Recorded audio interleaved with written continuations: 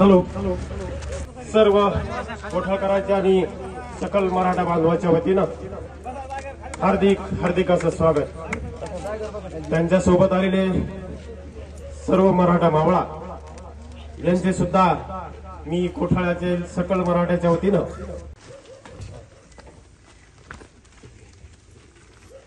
आज इथल्या थोरवीला चंदनाचा गंध आला, आज इथल्या थोरवीला चंदनाचा गंध आला। आपल्या पावलांनी दादा हा गोदा किनारा धन्य झाला, आपल्या पावलांनी हा उभा राहिलेले आदरणीय मनोज दादा